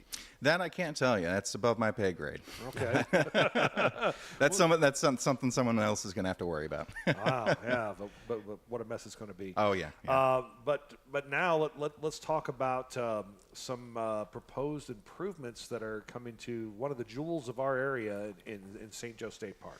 Yeah, so it's really an important time for Missouri State Parks right now. I'm glad I was able to be on because we've got a lot of stuff happening right now. We get the vote in August, we've got these economic impact reports, but here locally we've got 2 separate CDPs happening at the same time, which is kind of a rare thing. But we've got St. Joe State Park and Missouri Mines State Historic Site. And they're 2 separate CDPs, but basically this is what we were talking about when I was on here last time. We got everyone's feedback through surveys, and so for the past year we've been looking at it, and I've been working with the different groups within MSP, natural, cultural, recreational, and it's a lot of trying to get everyone to the middle ground, because you might have someone on recreation who's got a great idea, but then someone from cultural might come in, or natural, and say, no, you can't do that. So what we're going to be doing is next Saturday, the 18th, we're going to have 2 separate CDP meetings. One is at 1 o'clock, and that's at Missouri Mines. And that's going to focus on the Missouri Mines State Historic Site. Then the second one is at 4 o'clock, and that's going to be over at St. Joe, right next door. And we're going to be talking about St. Joe State Park. And they've got a different list of proposed developments, stuff that we're talking about doing across the next 10, 15 years. So it's a very important time. We're looking for people's feedback. And before we had just kind of a very general survey, so it wasn't tied specifically to any kind of proposed development, but we actually have some proposed developments now. And so on the 18th, when these meetings take place, a second survey is going to open up, and that's where people will be able to look at what we're talking about doing and tell us, hey, I really like this idea, I don't like this idea, what about this? And so it's a really exciting time. Sometimes you have to sift through stuff because there's stuff that happens at the park level, general maintenance and construction repairs and stuff like that. That's generally something that we won't focus on from the central office. But what we're going to be talking about is kind of setting the stage for the future. So we talk about area use and zoning in parks, and we say, okay, in the future, this is going to be dedicated, for instance, at St. Joe, one of the proposed developments was they have the RC field. It's a great idea, great project and everything, except that it's just not being used all that much, and they think they can get better use out of it in the future by switching to a special use camp, something for groups to go out. And so that's kind of what we're talking about doing is, are we going to keep going down this path, or are we going to plan for new development in a different direction in the future, that sort of thing. So I watched the video that you had sent me, and you talked about the special use camp, the paved trail extension, the new park office, the mining legacy trail, and then the camper lodging. Which one of those kind of excites you the most? Well, I will say after trying to have a couple meetings at the St. Joe Park office, it became kind of obvious that was going to be a priority. But for most people, that's not going to be a high priority. I think the camper cabins are going to be important because we have a lot of people coming down from the city, from outside of the Parkland area, and they need places to stay. We don't have a whole lot of hotels around here, so if we've got more camper cabins, people can avoid the hotels and they can actually have a camping experience and then get out on the ORVs. So the mining legacy trail, that intrigues me because I have a passing interest in history. How are you going to develop that? So this one is it's kind of along the same lines of what we're doing with Missouri Mines State Historic Site, which is you have this great structure, these old buildings and everything, and we have fantastic interpreters at the historic site. But it's really just these kind of old buildings, and because of potential dangers and everything, people can't really go in and out of the buildings. Right? There's that's a very narrow path you can go down that where it's going to be okay for general visitors to go down. So we have identified a loop around the Missouri Mines area and then through the St. Joe Park, and we're going to have more interpretation signs. It's going to have stuff like QR codes that, when you're looking at it, you can scan it with your phone, and it'll take you to more resources so you can get a more 3D picture of what the process is like. So, you can go from start to finish and get a good idea of how this whole lead mining operation worked. That's cool. Yeah. So we're gonna make sure that we document everything that Art Hebrink knows about the mines so that we can keep it forever. It's really interesting. We had some people that criticized us. How are you going to have a historic site that's just a old lead mining facility? But if you go into the history of St. Joe Lead Co. And that this place was at one point the largest lead mining facility in the world, this is an important historical place. And of course, if you go to the gift shop and everything, they've got tons of great old mining equipment to look at. That's one of the proposed developments, is we're going to try and get the rest of the significant mining equipment that's still there cleaned up and housed so that it's safe and we can preserve it for the future. But I think it's a really interesting historic site. I like the fact most people, when they think of St. Joe State Park, they think of that big, long paved trail. Mm-hmm. But there are other walking trails in there that are a little more remote, aren't there? Mm-hmm. Yeah, and so we're talking about, one of the things that we're talking about doing is actually putting in a new path that's going to connect to Campground 1 so that you have a little bit more connection between the campgrounds and the path system. And so we're going to have that to connect to Campground 1, and then the camper cabins down on the southeast section of for Campground 2. So I think it'll be a nice little boost to both those campground areas. But yeah, the riding trail too, the ORV riding trail, something like 50 miles or something, more than 50 miles of trails that people can ride on. It's just incredible. And you kind of, they're connected, but they're kind of separate too. I like how walkers and hikers and bicyclists can do their thing. Off-road vehicles can do their things, and you might hear them, but you'll also get that separation, so you still get that out in the woods experience. Oh, yeah. Yeah, I was actually, so I got out of where I was staying this morning, and I had a few hours to kill, so I went out to St. Joe, and it's a little wet out there this morning, but oh, it's so beautiful. I went down one of the paved trails, and I got lost out there. Not like literally, but right, yeah. I was just, I was like thinking about a whole lot of stuff with the flooding and everything that's going on. And you go down that trail, and it just eventually all the thoughts just kind of float away, and you're just surrounded by the bird song and the trees, and it's just beautiful. And we're so blessed to have so many great state parks right here in our area. I think I said this last time, but I grew up in Farmington. I thought everyone had Johnson shut-ins and Elephant Rocks and everything. Like, you don't realize how special the system is here on the eastern side, especially in the Parkland area. It is pretty incredible. Now, I know this goes back about 2 years ago. There was quite the hullabaloo about the bear that made its way into Farmington and then went through Deloge, where we determined that we don't know if a bear poops in the wood, but we know it does at Deloge State Park. We have photographic proof on that. We do. But how do you – I don't know how to even know how to say this, but you want to keep people safe, but, bears and mountain lions and things like that are a distinct possibility in a state park because you don't have fences there. How do you go about allowing wildlife to do their thing and safeguard people? I think sometimes it's easy to convince yourself that we're the masters of the universe because we put down pavement and buildings and everything like that. You've got to remember that these are the natural environments of other species and animals.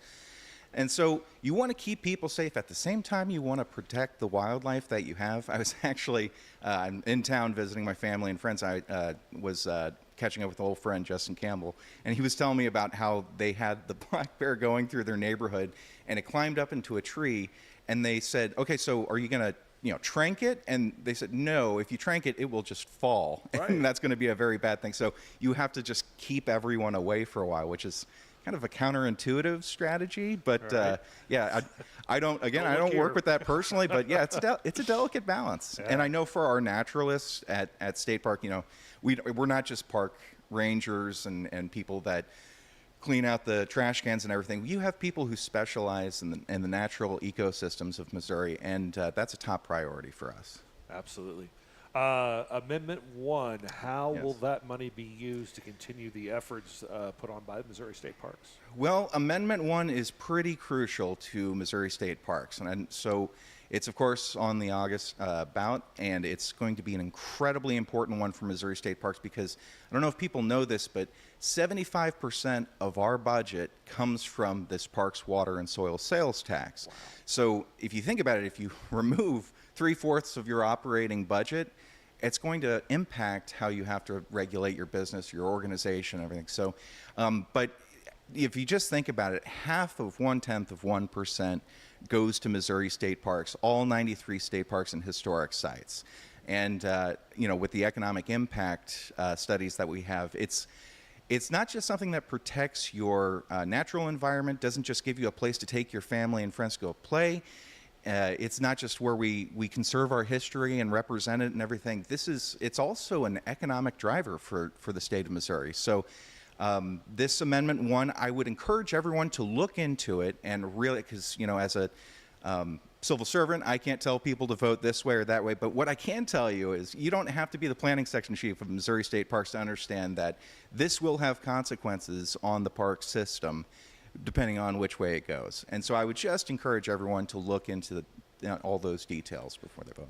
Talk a bit about the economic impact of the park system. I don't think people realize how much money, how many jobs are a part of this. This one's kind of, it's a personal thing for me because it started hitting the news a couple days ago, and I really want to get it out there. This is something that my team in planning have been handling from start to finish. It is a pair of economic impact reports. There's 2 separate reports. One goes over the entire park system, and one just focuses on the Katy Trail. People ask, why are you giving special attention to the Katy Trail? And it's like, well, if you're studying the economic impact of any organization or anything you're doing, if you look at a park, a normal park is going to be stationary. It's going to have a basic economy that it's going to be, kind of tied to. With the Katy Trail, it's a belt that crosses all across the midsection of Missouri, and so it affects multiple different economies. People ride it on it in different sections, so you really can't treat it the same. But what this economic impact studies did was we partnered with University of Missouri, Mizzou, with their School of Natural Resources, and Dr. Wilhelm Stannis's group there is just fantastic, economists, and just what they looked over everything. We put these surveys out there, and what we found is that the operating budget of Missouri State Parks roughly around $68 million. That turns into $1.5 billion with a B economic impact for Missouri business sales. So 68 million turns into 1.5, and that's because people go to the parks, they stop by the gas station, they get gas and water, or if they're staying on the trail longer. So most people will spend about $40-50 a day, somewhere around there. But the longer you're, say, on the Katy Trail, the more money you're going to be spending because you're staying at bed and breakfasts, you're going out to the wineries and the breweries, you're going to restaurants and everything like that. And of course, just because these parks exist, people say, well, I'd like to bike the Katy Trail, so I'm going to buy a bike. Well, that's an economic impact. Sure. And it's kind of tough because we're throwing out all these big numbers at people. Like the Katy Trail alone, just, $39 million in Missouri business sales. I think 22.5 million to the state GDP. I think it's really important for people to realize what we're talking about when we're throwing all these numbers around. This is not money that Missouri State Parks is pocketing. Right. We're still going off of that 0.5% So economic activity is happening all around the state all the time for whatever reason. Going to Six Flags, it's an economic impact. What we are studying are the economic transactions that are happening because the parks are there. So that's specifically what we're looking at, and what we're trying to show people is that this is not just a good thing for you recreationally, in terms of your environment, your cultural history, everything, but it's also a great economic factor for your state. So they just came out, and people are like, "Ooh, well, amazing timing that just came out." But if you look at our federal funding, we had to have this thing delivered in May. You look over it and the past month, and then it's coming out right now. So it is a coincidence, but it's a really good one because these numbers are just so. I think they're pretty clear cut. They show the advantage that the Missouri State Park System has. And I would imagine parks are somewhat like Missouri roads. Nobody wants to drive on roads that have got bumps and cracks and potholes in them. When you go to a state park, you want some niceties there too. Exactly. So thinking about if we remove 75% of the operating budget of Missouri State Parks, the money's got to come from somewhere. And Missouri is one of the few states in the country where you get free access to the park. So let's say you have to start charging people to park or to get into our parks. Well, the average person that, when they're in the park and everything, they're like, well, I paid to get in here, and, this isn't weed whacked or this. So you're going to have the same parks, but people are going to have a worse experience probably because they've had to shell out more money for it. So. Absolutely. Very good. Anything else we need to get out on the podcast before we let you go? Oh, but before we do that, I got to ask. I know I saw you out with your mom and dad last night. Uh-huh. Who bought dinner? My dad. All right. I always, look away like, oh, what a beautiful view that this golf course has while the check comes in. But I got to come down and see the family, which any chance to see the family, and then to drive on Furlan Husky Highway. Yeah. I am such a Furlan Husky fan. So if you ever run into a grumpy civil servant in the Parkland area, it's probably because they rode in with me that morning, and I would not shut up about True Lovin'. Did your mom give you any advice about the podcast? She watches all the time. No. Well, she gave me the motherly, like, you're going to do great. Good, Jevin. So that's really all you need. Your mom is awesome. Dad's all right, too. Yes. Anything else we need to get out about the Parks Department before we let you go today, sir? No, just say everyone check out the details on Amendment 1. It's a really important one. I would say if you can, we've got 2 economic impact reports right now. They're available to the public. This is how I save the public tax. I don't even print in color. So, what a guy. These reports are out right now. I would encourage everyone to look at them because they do have a lot of information like demographics and seeing who's out on the trails and who's going to the parks and everything like that. So those are available on Missouri State Parks right now. If you go to mostateparks.com. And then also I would encourage everyone, if you have not, or if you're not planning on going to those CDP meetings next Saturday, go to YouTube and go to the Missouri State Parks YouTube channel. We have 2 videos up for Missouri Mines in St. Joe. It'll give you all the information you need. And if you'd like to contribute to that conversation on July 18th, that second survey is going to be open. It'll be open for a month until like August 17th, 18th. So next Saturday, come out and see us. If you can't, check out those videos online on YouTube, and hope to see you all there. Fantastic. Thank you, sir. Thanks for coming in. Thanks for hanging out. Absolutely. Too. Thank you for having me. Grab a soda on your way out. All right, will do. Daniel Engler joining us here from the State of Missouri Park System. We will be back with... At First State Community Bank, our why is simple: to bring a positive impact to every community we serve. We are your neighbors and partners in building a stronger hometown. We work side by side with our community to help local businesses grow and families succeed. Our team takes the time to understand what matters to you, combining personal services with the latest technology so you can bank your way. Stop by one of our locations or visit us at fscb.com. Discover Farmington. Explore the Parkland. Just 1 hour south of St. Louis at the edge of the Ozark Mountains, you will discover Farmington, Missouri. Surrounded by 9 of Missouri's most scenic state parks, challenging golf courses, an extreme off-road recreation area, hiking trails, and award-winning vineyards and wineries. Farmington is the perfect destination.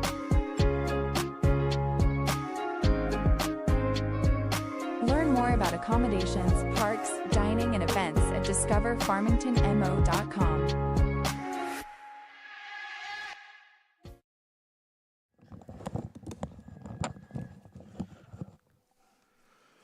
Back on the Parkland podcast, it's 9:39 on this Saturday morning. We missed our Bella Herman health tip today. Let's get today. Well, it's good advice here in the middle of a hot summer. Protect your skin by applying a broad spectrum sunscreen with SPF 30 or higher before going outdoors, and reapply every 2 hours or after swimming or sweating. Sunscreen helps prevent painful sunburns, reduces your risk of skin cancer, and protects against premature aging. I could have used that advice about 35 years ago, Bella. Caused by harmful UV rays, a few minutes spent applying sunscreen can help keep your skin healthy all summer long. Good advice. Don't go out in the sun all summer long. Good advice. Don't go out in the sun without protection. Yeah, and I broke that yesterday. I mowed the grass and got some sun. Thank you, Bella. Thank you, Bella. I will listen to you every week here on the Parkland podcast. All right, let's do some birthdays. Who do you know who is celebrating a birthday today, Mark Tody, July the 11th? Happy birthday, Leslie Asher. She lives right down the street from me. Hope you're doing well. That's from all your family. Miss Leslie, I hope you're doing great. I used to see you walking all the time at the Senior Civic Center. Get back there. That it? Yeah. Oh, wow. Happy birthday today, Nick Walker, celebrating a birthday today. Happy birthday, Nick. And Clay Copeland, retired St. Francis County Road and Bridge Director. He lives right up the street here in Deloche. Happy birthday, Clay. Hope it's a great day for you. What about tomorrow, July the 12th? Hey, Steve Woolridge, happy birthday to you. I think he's Johnny Woolridge's cousin from Canyon, but his daughter, Randy, is a graduate. He's got 2 kids, and they're both good athletes at Farmington High School. Happy birthday to you from your wife, your kids, your grandkid, and all your family. Margaret Norton, she is a resident at the Farmington Presbyterian Manor. I see her every month when I go out to call bingo numbers at the Manor. Miss Margaret, I hope you are doing fantastic. Mark Wells, the brother, and as he points out, his much younger brother of Alan Wells, the 911 director. Happy birthday to you. And Nathan Tripp celebrates birthday on Sunday. I've known Nathan almost as long as I've known just about anybody in St. Francis County since I moved here. Happy birthday tomorrow to Aaron Cox, radio engineer extraordinaire. Dude goes around the nation helping fix radio stations. Kevin Brooks' boss. Yeah, he's Kevin Brooks' boss. How about that? Happy birthday, Aaron. Hope it's a great day for you tomorrow. What about Monday, July 13th? Former guest on the podcast and all-around award-winning gal, Donna Hickman. Award-winning. Yes. Donna Hickman, happy birthday to you. I remember interviewing her on the radio at Relay for Life when she was a member of the Daily Journal staff. And now she's working with Congressman Jason Smith. She does a great job at whatever she does. And happy birthday Monday to Susan McDavid. I'm sorry you have to put up with Mikey, but I guess that's okay. Happy birthday to you on Monday. What about Tuesday, July 14th? Got a lot of birthdays to go around here. We got to say happy birthday to Chad Browers. Bought a car from him back in 1990 something or other. 1990 something. Maybe the early 2000s. Anyway, happy birthday to you, Chad. Still see him out and about every now and then. Nathan Pogue celebrates a birthday. Nathan's a good dude, and I still remember the time he was in Kansas City, Missouri with his mom and a few other people, and he told the waitress at the restaurant that he was eating breakfast at, that his name was Mark Tody, and he was a world-famous radio announcer from Missouri, and the gal asked him for his autograph. Nathan, wow. That was funny. I've known him since he was, I've got a picture on my phone of him when he was about 2 years old, and we're riding an elephant at the Azalea Festival. Oh, wow. Nathan, happy birthday to you. Sandra Iverson, happy birthday to you. That's from your daughter Deidre and all those grandkids of yours. Hope you're doing great. Macy Kreitler, supporter of the podcast through her store. Happy birthday to you. And Jamie Runnels, she works for one of the nursing homes or something like that. Yeah, I don't want to say the wrong one. She brings in clients every now and then to the food pantry, and I get to catch up with her, and she helps them shop. So, Jamie, happy birthday to you. Happy birthday on Tuesday to my Aunt Cindy Rediker with a birthday, and Jamie Martin with a birthday on Tuesday. Happy birthday, Jamie. That's from your two little brothers, P.J. Jones and Adam Jones. Wednesday, July 15th, who do you have? One of my all-time favorite FFA students, Kiana Henderson. Happy birthday wishes to you, young lady. Hope you are doing fantastic. Just love that girl. Happy birthday wishes to Judy Gillum. Judy. Worked with her for a bunch of years with the St. Francis County Relay for Life. Judy, hope you're doing well. Crystal Wilder. Used to work with her mama, Michelle. We both did. As a matter of fact, happy birthday to you, Crystal. Happy birthday to Linda Fitzgerald. Linda. You know her son, Jason Samples. Yeah, Linda, happy birthday to you. I've interviewed her a bunch on the radio. And our good buddy, Don Thompson. Don Thompson. The man, the myth, the legend, the banker, the basketball official. Happy birthday to you, Don. Hope you're doing great. Happy birthday on Wednesday to Jody Maybury. Jody, what a privilege to be married to Steve. I know you treasure that every day. And Clark Nicholson. This was a birthday I think turned in last year from the Wright family. They want to wish Clark a happy birthday on Wednesday. What about Thursday, July 16th? It's all you, buddy. All me. Well, I got Richie Halton, former North County School Board member, celebrating a birthday. Sarah McFarland has a birthday on Thursday as well. And everybody's favorite employee at the Park Hills Save-A-Lot, Dennis Parmley, celebrating a birthday on Thursday. Happy birthday, Dennis. Hope you have a great day. And then finally, we wrap it up with Friday, July 17th. Who do you know that has a birthday that day?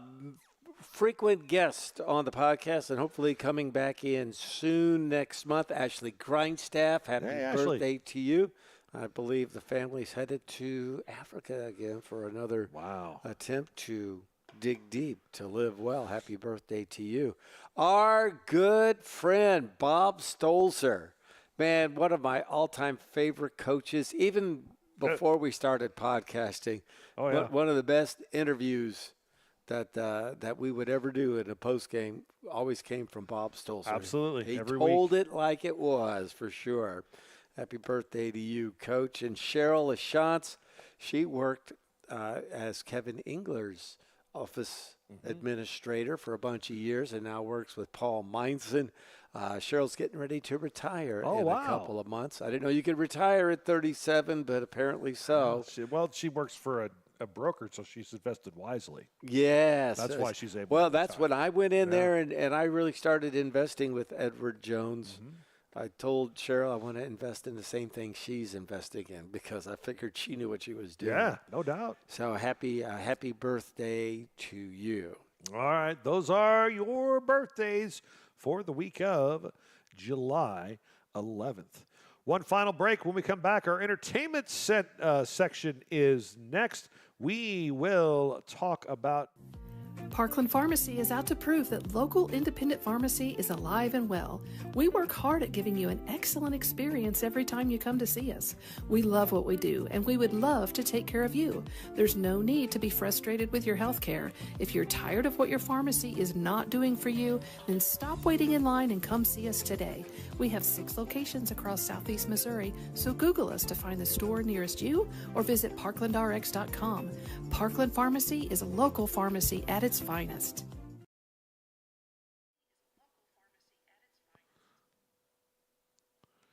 Wrapping up the Parkland podcast on this Saturday morning, 9:48 in the Parkland. And what's our current temperature right now? I haven't looked at the 72, I think. 72 degrees. We'll take that. That's not too bad today.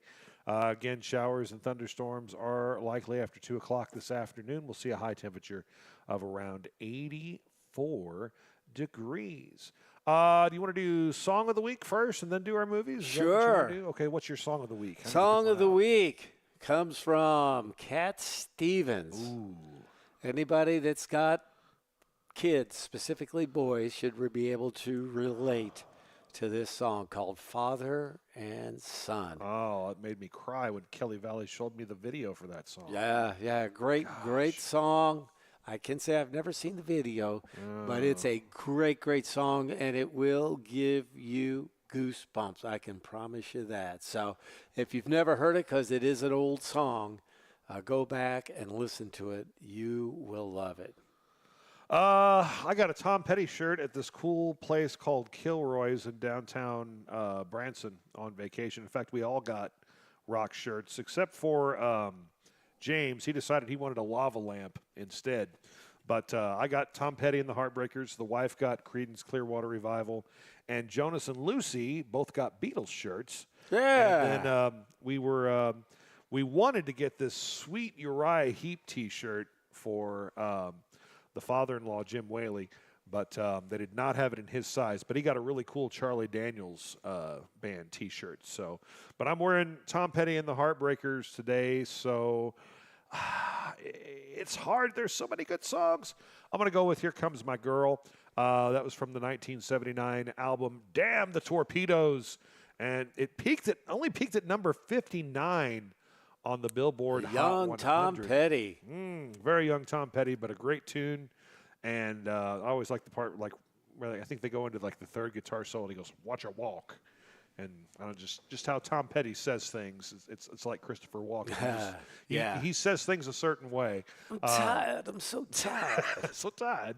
1979's album Damn the Torpedoes, also a great album too.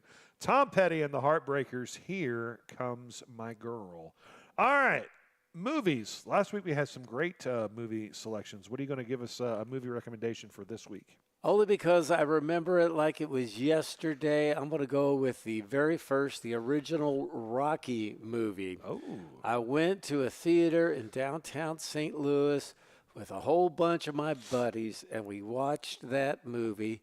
We got so pumped up watching it, we ended up sneaking up to the roof of the building, and we ran around the roof of the building doing our fist pumps up in the air like he did when he got up to the top of the steps. We were just so into that movie watching it. So my buddy Vince and all my other guys that went with us, that was 50 years ago that happened. Little trivia for you. The networks or the Hollywood studio guys did not want Sylvester Stallone to star in that movie. Really? Even though he wrote it. Yeah. Burt Reynolds, James Caan, Robert Redford, and Ryan O'Neal were among those that were considered for it. But at the end, Sylvester Stallone says, "No, if you want my movie, I'm going to star in it, and the rest is Hollywood history." Yeah, absolutely. It worked out pretty well for everybody involved. I don't Yes. see where Burt Reynolds would have made that any better. Would have been interesting. Would have been interesting, and it might have been cool, but yeah, I don't know. So people ask me all the time, what's my favorite movie? And I kind of go back and forth on a lot of different things, but I really dig this movie from 2008, and a lot of people don't know about it. It's called Hamlet 2. Never seen it. Probably never even heard of it, have you? No. No. Stars Steve Coogan, who I guess most famously was the bad guy in Die Hard, right? And the guy that falls off the building at the end. He plays a drama teacher at a school in, I want to say it's Santa Fe, New Mexico, and they've cut all of their funding, and basically the only thing left for kids to do other than play sports is to be in the play, and so he's got all these extra kids in this class, and he writes a play about the struggles of him and his father, and the cast acts it out, and this movie is so bad, it's good. Excellent. So bad, it's good. Amy Poehler's in it, David Arquette, Pam Brady. It is such a funny movie, and I mean, I could watch this a million times over. Oh, Elizabeth Shue's in it. She plays herself. She's a nurse in the movie because she got tired of acting, but she's going to go back to being an actor after being inspired by Hamlet 2. Rated R, don't show it to the kids. This is something, if you don't have a dark sense of humor, you might not like. But if you do, you'll really enjoy it. So was that's there my a Hamlet 1? No. And believe it or not, it is not a sequel of the play Hamlet 1. But Hamlet 2, when I'm being a smart aleck and somebody asks, what's the best sequel of all time? I always say Hamlet 2, and they look at me like I have 3 heads. So check it out if you're looking for something a little out there to make you laugh and make you go, what? Why would they do that? That would be Hamlet 2. All right. Who do we have coming up on next week's episode of the podcast? Well, we heard from the Democratic side about some of the statewide amendments. Next week, we'll hear from Tom Burcham and Kevin Engler and get the other side of that. Paul Williams will join us to talk about Chautauqua, and Sarah Polite will be our guest as well. Oh, Sarah Polite, up-and-coming jazz singer from our area. I don't know. We've never had anybody like perform music on the podcast. Well, your brother, I think, is the only one, right? I think so. I think so. Maybe we can get Sarah to sing us a song. We'll have to figure out a way to do that, though. I'll talk to her dad and see if we can work that out. Or maybe she can just sing a cappella. I'm sure she could. Then July 25th will be Democratic Candidates Day. We're going to talk to all the Democratic candidates on the ballot in the August primary. And then we need to start booking some guests, I guess, We for got to get August. some August guests going. Yeah, and go from there. We're going to take a week off in August, but we might not take that week off, but we'll figure all that out later. So let us know if you or someone you find very interesting should be our next guest on the Parkland podcast. Oh, my gosh. I am way behind on this, but I promised our friend of the podcast that we would share this this piece of I guess it's like a plate that he found that involves the city of Deloge. Rob Baker, Yeah, friend Rob, of the buddy. show. Everybody loves Rob Baker, former, or I guess he still works at East Missouri Action Agency. Yes, he does. I saw him the He other day. messaged the podcast and says he has a china plate from the early 1930s, and it has a hotel restaurant in Deloge on it. So I'm going to try to download these pictures real quick and see if I can pop them up on here. He wanted to ask the viewing public if they recognize this. So let's see. Let me get this picture of me in a hospital bed out of here.